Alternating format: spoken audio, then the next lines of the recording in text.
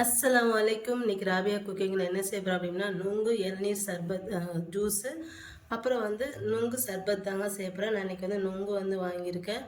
இப்போ இது எல்லாத்தையும் எப்படி செய்கிறது அப்படி சொல்லிட்டு பார்க்கலாம். இந்த மேலே இருக்க தோடெல்லாம் நுங்குலேருந்து எடுத்துக்கணும். இப்போது இந்த மாதிரி. ஆனால் இதோடு சாப்பிட்டாலும் செஞ்சு சாப்பிட்டாலும் நல்லதாங்க இருக்கும். ஏன்னா வயிற்று புண்ணெல்லாம் அந்த தோலோடு சாப்பிட்றதுனால வயிற்று புண்ணெல்லாம் ஆற்றுன்னு சொல்லுவாங்க.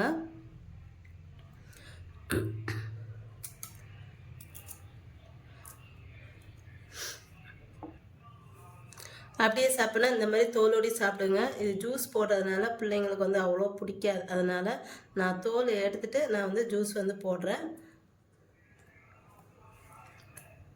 இப்போ பாருங்கள், இந்த இளநீரில் தோலெல்லாம் எடுத்தாச்சு. இப்போ இதை நல்லா நசுக்கிக்கலாம், நல்லா கரைச்சி விட்டுக்கணும். இதை அடுத்து இதில் சப்ஜா விதை ஊற வச்சு வச்சுருக்கேன். அதை சேர்த்துக்கிறேன்.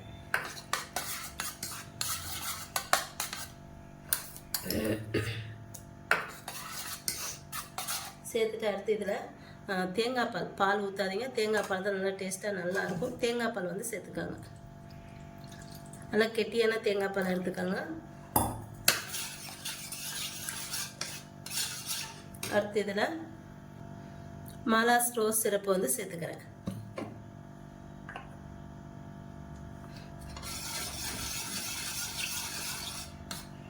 அவ்வளோதாங்க, சர்பத் ரெடி ஆயிடுச்சு. அடுத்து ஜூஸ் எப்படி செய்கிறது அப்படி சொல்லிட்டு பார்க்கலாம். இப்போ ஜூஸ் எப்படி செய்து பார்க்கலாம். நான் ஒரு இளநீ எடுத்திருக்கேன். இந்த இளநியோட தண்ணி எடுத்துக்கலாம்.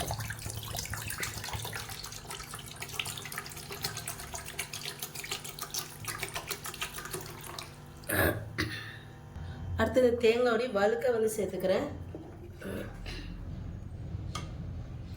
இது வழுக்க ரொம்ப இல்லை, கம்மியாக தான் இருக்குது. அதை நான் சேர்த்துக்கிறேன்.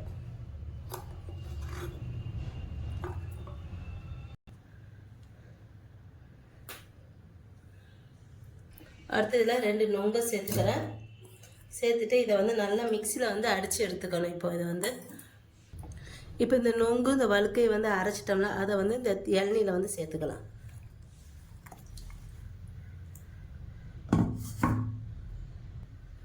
சேர்த்துட்டு நல்லா கலந்து விட்டுக்கிறது. அவ்வளோதாங்க, நுங்கு சர்பத்தும் ரெடி ஆயிடுச்சு. இப்போ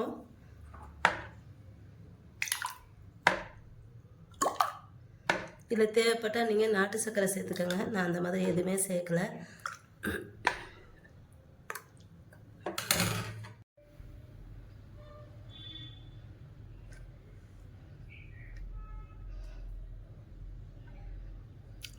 சூப்பரான நுங்கு இளநீ ஜூஸ் ரெடி ஆயிடுச்சு. அடுத்து நுங்கு சர்பத் ரெடி ஆயிடுச்சு. என்னோட வீடியோ உங்களுக்கு பிடிச்சிருந்தா லைக் அண்ட் கமெண்ட் ஷேர் பண்ணிக்கோங்க.